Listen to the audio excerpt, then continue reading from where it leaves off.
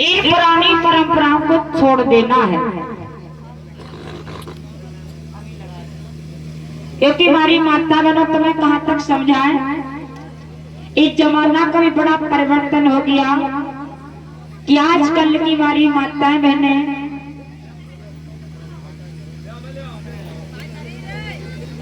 तुम्हारी माताएं बहनें इस जमाने का बड़ा परिवर्तन होता चला गया।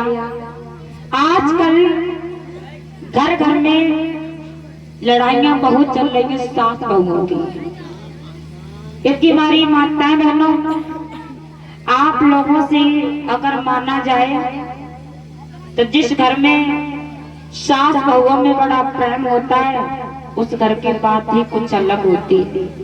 क्योंकि माना जाए तो सास भी बहू के लिए अपनी माँ से बढ़कर होनी चाहिए और सास को भी अपनी बहू को अपनी बिटिया से बढ़कर मानना चाहिए। क्योंकि यहाँ इतना भेदभाव है। अगर देखिए लड़ाई कभी घर में ना हो अगर दोनों में अपनापन हो तो। अगर सास और घर में बहू आ जाए, उसकी उम्र है 18 साल की, उसका नाम ही तो बहू पड़ गया, लेकिन बहू वाले गुण थोड़ी आ जाए उसमें इतनी जल्दी पूरी। अब तुम लोगों ने सोचा इसके तो बहू बन के आ गई, अब ये सब कुछ जानती होगी, इससे कोई गलती होगी तो ताने लगाएंगे। अगर अपनी लड़की से कोई गलती हो जाए तो माता बहनों कहती हैं लली बेटा ये काम ऐसे कर लो, अच्छी तरह से कर लिया करो है। और अगर बहू से गलती हो जाए हाय भैया तेरे बाप दादी ऐसा तेरी महता ने कुछ सिखाओ नहीं, तो तेरी माँ ने ऐसी करा होगा तू ऐसी कर रही है, यानी बाप दादा तक की बहुत जल्दी हमारी माता बहनों पहुंच जाती है। लेकिन मेरी माता बहनों मेरा अगर सास चाहे तो अपने घर में कभी लड़ाई ना हो सकती है और बहू चाहे तो कभी अपने घर में लड़ाई नहीं हो सकती।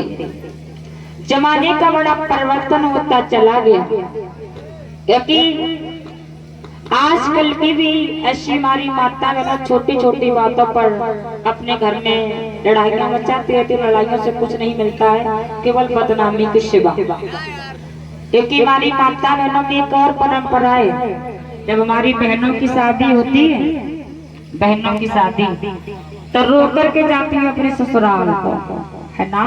चाहे बड़े थोड़ो सो रोए, चाहे भले मुंह डाल के रो ले मुंह करके, लेकिन वो परंपरा पूरी निभाई। हाँ रोना कब था पता है?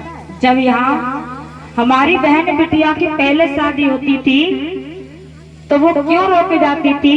क्योंकि वो अपने पति के साथ में डायरेक्ट नहीं जाती थी। पहले वो ठाकुर जी के घर उसकी डोली उतरती थी, उसकी इज्जत आबरू ठाकुर जी महाराज लूटा करते थे, मनुवादी समाज के लोग। तब उसके बाद में अपने पति का उसे मुंह देखने को मिलता था, इसलिए वो अपने कर्मों के लिए रोती थी कि आज मैं कहाँ जा रही हूँ और पता नहीं मेरे साथ में आज क्या क्या होगा। लेकिन आज वो परंपरा तो तुम्हारी खत्म है। अब तो तुम अपने पति के साथ में 4 पहिए गाड़ी में आराम से बैठ के जाती हो और अपने ससुराल में जाके उतरती हो।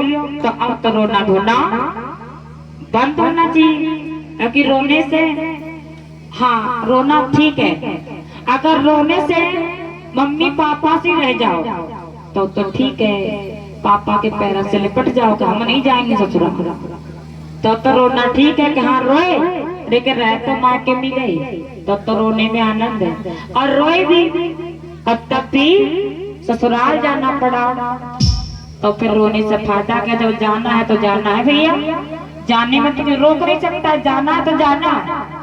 अगर रोने से काम हमारा रुक जाए तो ठीक है रोना, जब रोने से भी फायदा नहीं हो रहा है, ससुराल भी जाना है, सब काम करना है, तो फिर रोने में कोई फायदा ही नहीं है ससुराल जाने में।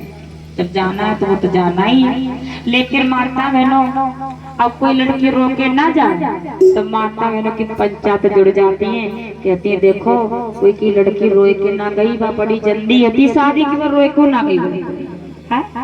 तो माता बहनों पंचायत जोड़ती है कि वो रोए को ना गई, वह ऐसे ही भाग गई अपने ससुराल, वो अपने आदमी की बहुत जल्दी होगी ताकि वो रोए के ना है। लेकिन ये रोना धोना अब नहीं होना चाहिए, क्योंकि बाबा साहब ने जब यहाँ तुम्हें कोई भी हक अधिकार नहीं था तब आप लोग रोते थे। क्यों रोती थी? क्योंकि आपको कोई इज्जत के अनुसार जीना नहीं था। लेकिन आज तुम्हारे सारे सुख आजाद हो आप लोग, तो अब तो रोना नहीं चाहिए। अब तो तुम हर चीज से आजाद हो, हर काम से आजाद हो। अब तो तुम घर में अगर पैसा हो तो घर में रोटी वाली बनाने वाली मशीन ले आओ, आराम से बैठे बैठे खाओ, नौकर लगा दो, आराम से रोटी बन के आ जाएगी तुम्हारे पास। मशीनें आ गई रोटी बनाने वाली, मशीनें से रोटी बनाओ। अब किस बात की कमी है? पहले गुलामी थी इसलिए रोया जाता था, लेकिन अब नहीं रोना चाहिए। रोने से कुछ नहीं होता है, काम सब वही करना है। अब तो तुम लोग आजाद बच्ची हो, मन आवे तुम लोग वो खाओ, मन आए वो करो आप लोग।